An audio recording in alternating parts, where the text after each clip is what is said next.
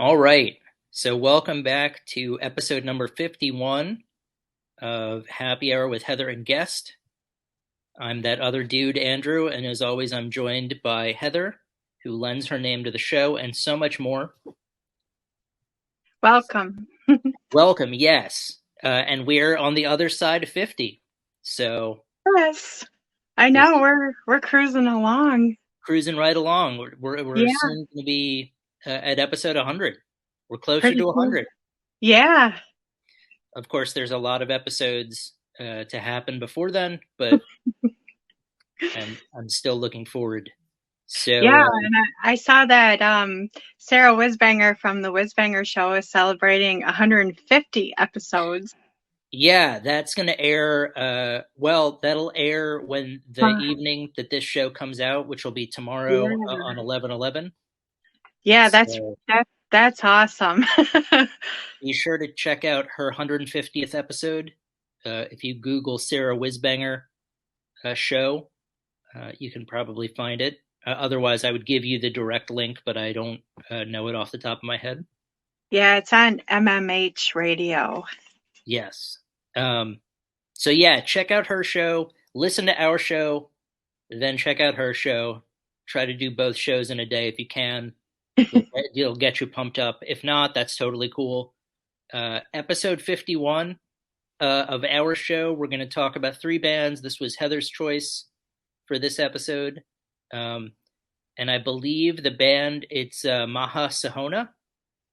I think so. Okay, Maha Sohona. We have three albums we're going to talk about from them, and then we're also going to talk about a group called Dead Register and another group called Green Hog. So, kicking things off with Maha Sohona, the first album was self-titled, and Yes, the first track that I suggested was "As Temples Go." yes. And this was released in 2014. A really groovy mix of desert, stoner, space rock with heavy psych. It seems effortless, like there's a laid back restraint. The harmony of the vocals is really nice, and the guitar, I got the sense that his fingers just kind of just dance. They just dance over the strings. It's a song that has a lot of groove. Yeah, definitely. I'm imagining now the fingers dancing over the strings. That's a really good way to put it. Uh, So for As Temples Go, I said it's a cool stoner psychedelic riff, which I feel like there was some Middle Eastern vibe in there in terms of the construction of the song. It reminded me a little bit of the later albums of the band The Sword when they began adding some country and progressive elements to it. And there's a cool breakdown where then they began to sound a little bit like the band The Machine that we've listened to before from the Netherlands.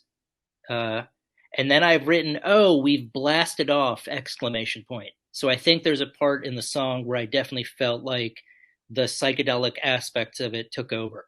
Um, and really, the way you described it, a combination of cool sort of psychedelic space rock, um, stoner metal, uh, it's all there.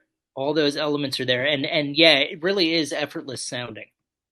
I was many times throughout all the songs we listened to by them really blown away by the effortless musicianship, and I'm going to pat myself on the back because effortless musicianship is probably a difficult phrase to say 10 times quickly, and I did not stutter over it. So, You uh, got it. yes.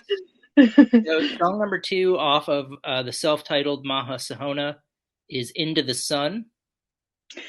Yeah, the music is heavy, but it just has this chill vibe to it. I think the song is about greed and destroying the earth and ultimately, destroying ourselves in the process. If you can listen to this with headphones on, you can hear the guitar parts. You can hear the different guitar parts in each ear. The ending, I thought the ending with the drums was really cool. Yeah, I did not listen to it with headphones, but now that I have that information, I'll go back um, and listen to it with headphones. I enjoyed how they introduced really cool melodies into their songs. This one had a really cool melodic intro, and I dug the interplay between the guitar and the bass. I felt like they were feeding off of each other. And there's like force and power just sort of behind the curtain of this song that I feel like could be unleashed at any moment. Which similar to what you had said about the that there's sort of like a lurking power waiting in the wings at any point. And then we've got the final track off the self-titled album is Asteroids. Yeah, this song is incredible. I really like the space elements. The song starts out with really beautiful harmonic vocals. And then the second part of the song is mostly instrumental. It's just divine. I have a feeling you're going to pull out your Milton Berle reference. No pun intended. And the song sets up it really sets us up perfectly for the next album that we're going to be talking about. Yeah, well, I'm sorry to let you down. I will not be making a Milton Berle reference for this one, Okay. but in retrospect, you could definitely make that reference. Um, I wrote that with this song, you're already out in space. With a lot of the psychedelic songs, it feels like you're blasting off the way that the introduction kind of propels you. But with this one, I got the sense, okay, I'm already floating out in space. Definitely psychedelic. Again, reminded me of some of the songs we listened to from The Machine. And then I wrote, if I was floating through space, then this is what I would want playing in my helmet as the soundtrack to my experience. It was Yeah. like the perfect sonic encapsulation of what I imagine it's like to be floating through space. Like, this is what I would want playing. And then you're right, it does set us up well for the next album, Endless Searcher, which the first track was A Black Star.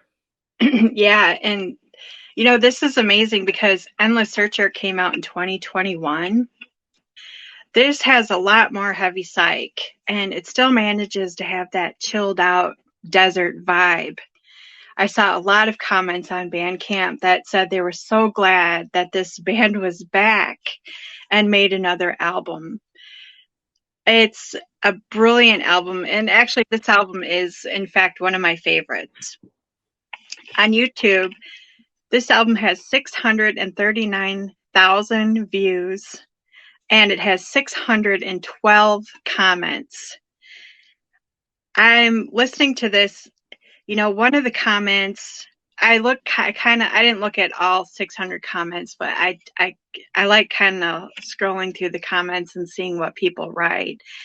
One of the comments that really struck me was, I'm listening to this in the midst of war. It really helped me relax for a bit. Now, to me, that's really special. And that just shows how special this music is. Yeah, I almost feel like I can't comment a bit. I mean, that's such a powerful thing to say that I feel like I shouldn't comment on this track, and we should just end it with that. Um, that is it is really interesting. I will just agree that there's the music has that calming ability. That there is, I think what I wrote was similar. This track was similar to many of the other tracks, but then it does unleash a sort of fury, like that's sort of pent up. Um, but yeah, I mean, the music really does have an ability to calm you down, put you in a great frame of reference. So yeah, I will. That will be all I say about the track. I will let you take it. And then Orbit X. which was the second track we listened to off Endless Searcher. Yeah, this is an incredible instrumental song. Uh, Heavy psych with space elements, and it even slows down and gets. I thought it got a little bit doomy in parts of it. Uh, it starts with this gentle melody and flows like a river to a heavier guitar that still keeps its restraint. And it ends with more space elements. A really beautiful ending to just a really beautiful album. Definitely. I wrote that this one was also melodic, but it had a bit of a different tone than the previous tracks. And then I wrote it hits you right in the feels, like some of my former students would have said. If they got emotional, it hits you right in the feels. Um, it tells a whole story sonically, um, which I always love. I love how instrumental songs can do that.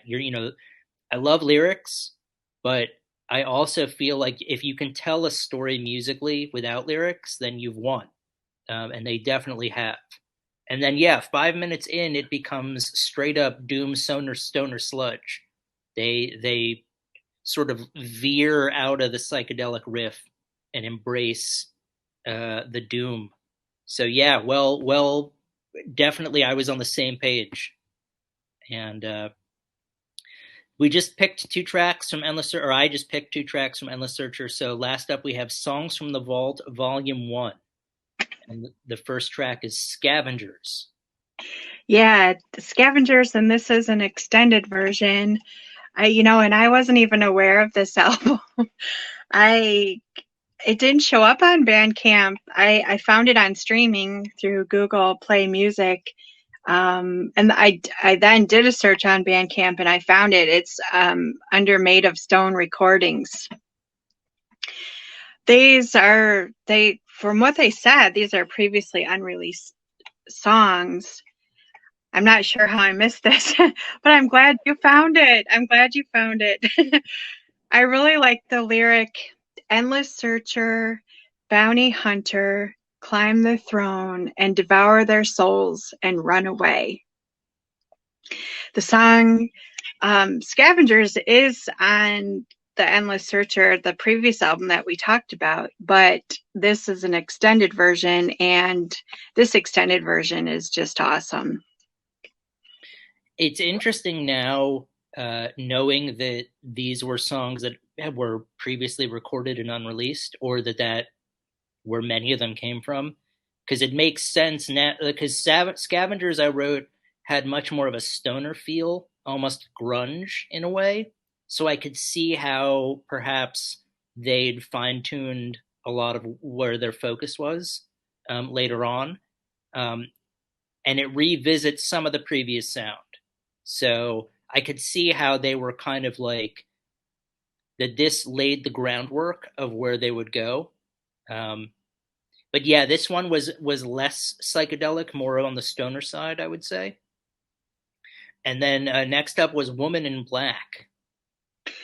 Yeah, and this is a groovin' stoner rock, hard rock song.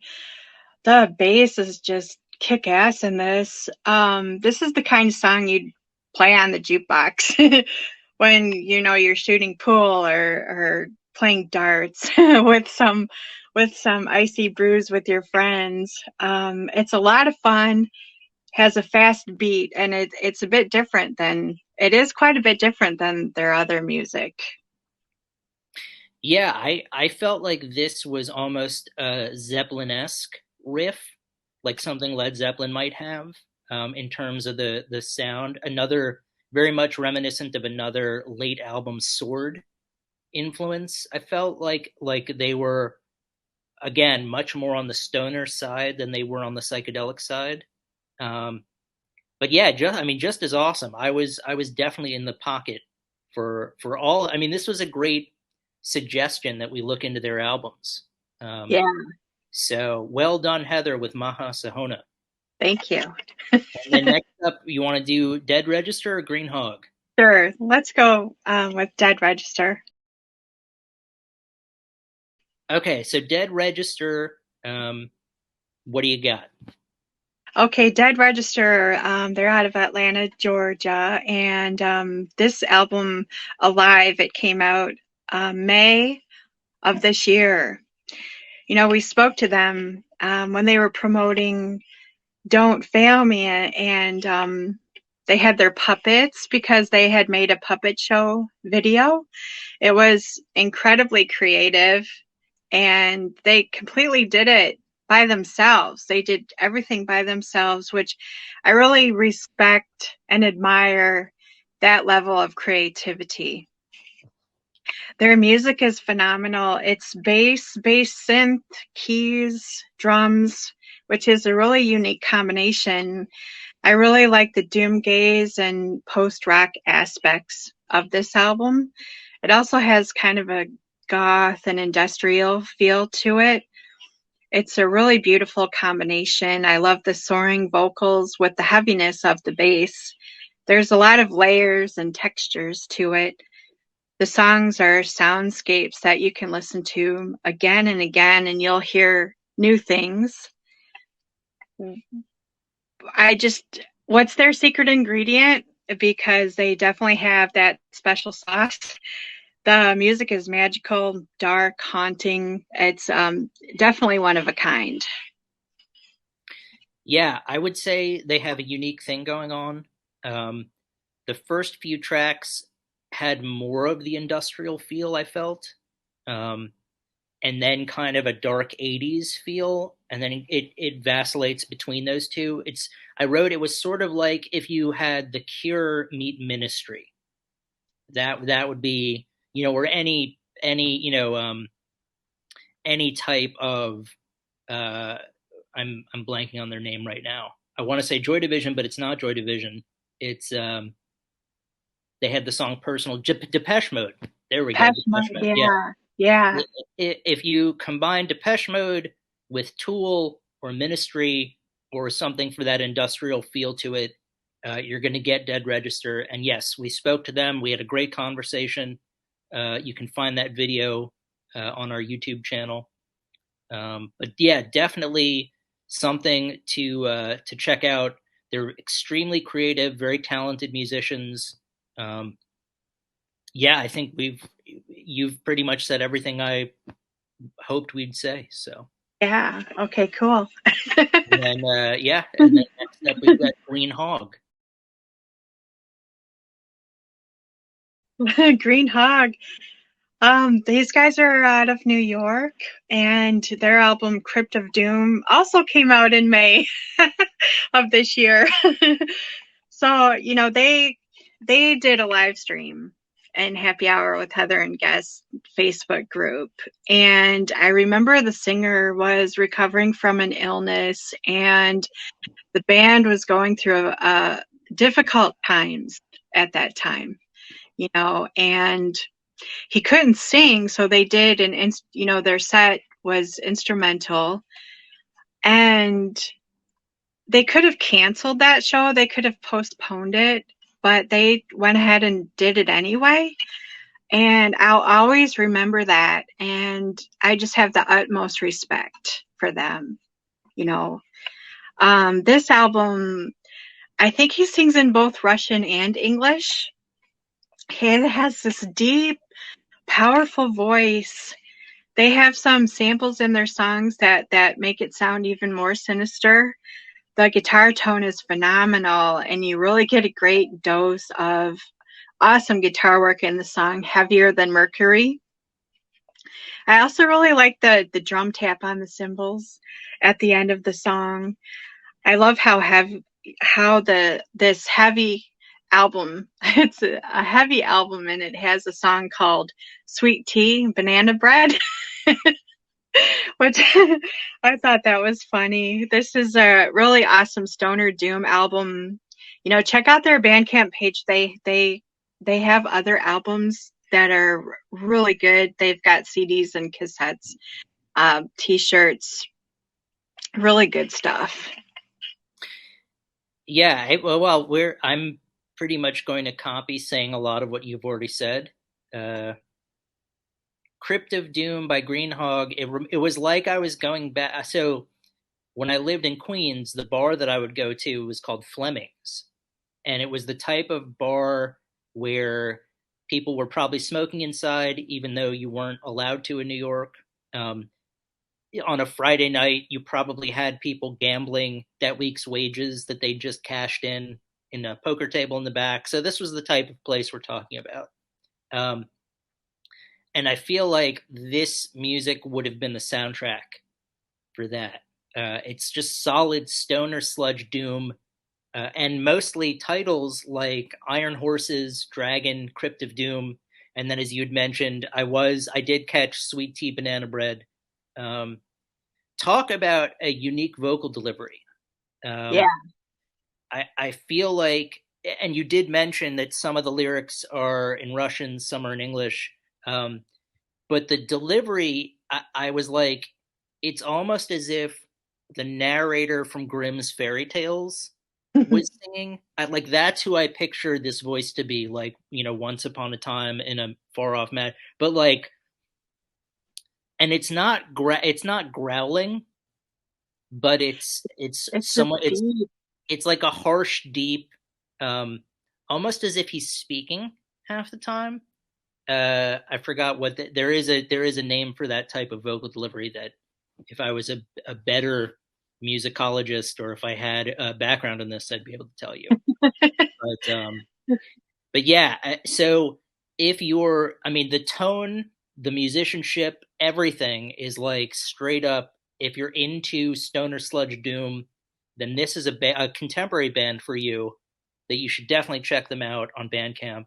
Um, yeah, they've got it, and similar with Dead Register. If you're looking for and Maha Sohona, um, so anything in the psychedelic, stoner, industrial, doom, any of those things, if they're in your alley, in your wheelhouse, in your street, whatever phrase suits you, then check out these bands. Yeah, So and the thing about Greenhog too, their singer, is he's young. If you see him and then you listen to you listen to the vocals, you're like, that's who's singing? Because he's so young, and but he sings, it's such this deep, tone. It really is amazing. It really is. yeah, if you have again, I know I always say this way too late. Check out the playlist that Heather has put together. You'll hear all these tracks, and then you can go and watch Greenhog's live stream, as well as our interview with Dead Register. You'll learn a lot of really cool stuff. You'll hear some really great music. Um, but yeah, I would definitely endorse picking up all three of these bands' music and supporting them as you can. Check them out. There's something for everybody. And then, of course, check out Sarah Whizbanger's 150th show. A lot of cool stuff there as well. Um, and I think that's pretty much it for Yeah, us for today. yeah, But, we'll be back with number 52 next week, of course. And thank you so much, all of you out there, for listening and watching. And Heather, yeah. always a pleasure. Thank you. Thank you.